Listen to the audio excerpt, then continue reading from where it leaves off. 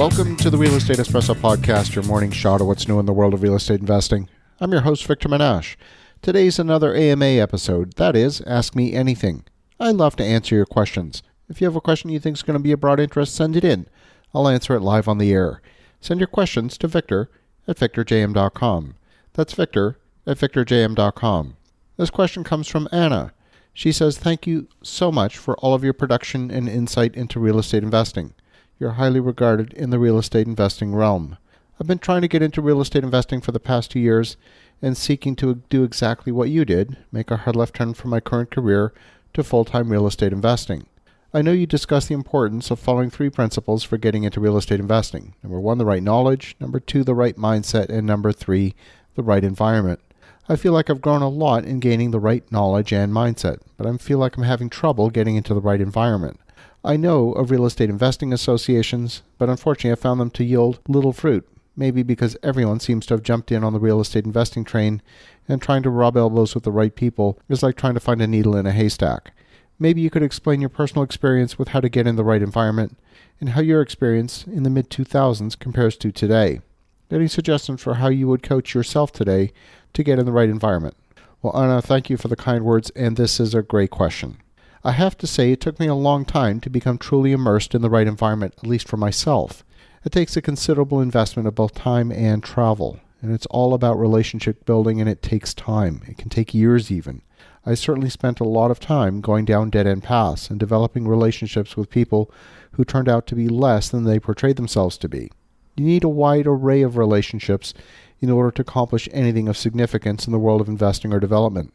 You're going to need access to the most skilled people in the industry, the most skilled architects, the most skilled lenders, and the most skilled lawyers. And once you get in the right circles, then navigating around the circle is a lot easier. But the key is to getting into those best circles to begin with. Some people think that when someone reaches celebrity status, it's too hard to get to know a celebrity. And I can tell you from firsthand experience that's not the case.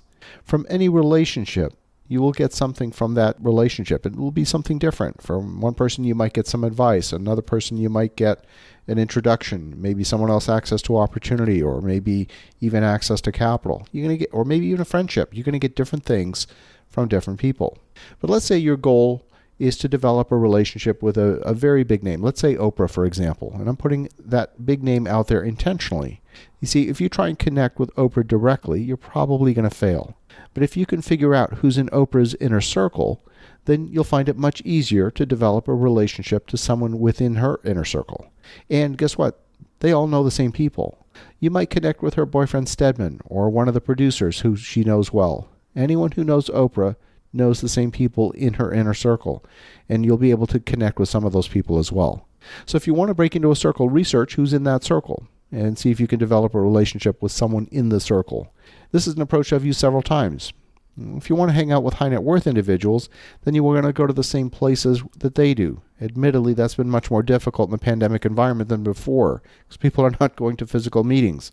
In the past, I would attend charity events. For example, there used to be a charity auction at the French Embassy where they auctioned off rare French wines, and the proceeds from the auction were used to develop clean drinking water projects in developing countries. This was a great event to get to know people of a certain social status. I also found that hosting events was a good way to develop relationships as well.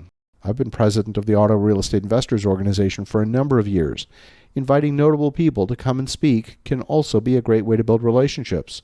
For example, I've had Robert Kiyosaki as a guest twice. I've had major developers come and speak. I've had the mayor come and speak, and on and on. Hosting a podcast is also a way to develop relationships, simply by inviting them as guests on the show. I've had the chief economist for JLL, the chief economist for Fannie Mae, again, Robert Kiyosaki several times, and I've been a guest on his show. I've had Mark Victor Hansen, Mitzi Perdue. The list of great guests just goes on and on. It's incredible. Today, I keep in touch with members who represent family offices for several high net worth families. For example, I keep in touch with the construction manager who develops for one of the owners of an NFL football team. I keep in touch with senior leadership of major national builders. All of these people are well connected in their own sphere, and they can be a great source of introductions. Building these relationships requires constant investment of time and effort, and you'll find a number of interactions will result in engaging discussion and perhaps nothing more, and that's perfectly fine. You never know where those discussions will go. They could reactivate months or even years later. I also attend high-quality events around the country. I attend family office club events, investment conferences in New York, events hosted by the Real Estate Guys radio show, the Real Estate Investment Network, and a bunch more, just to name a few. There's no magic bullet, but rather a commitment to make the investment to put yourself out there in the circles that are going to yield the highest quality people and the highest quality attendees. I want to thank you, Anna, for a fantastic question. And for the listeners at home, have a great rest of your day. Go make some great things happen. We'll talk to you again tomorrow.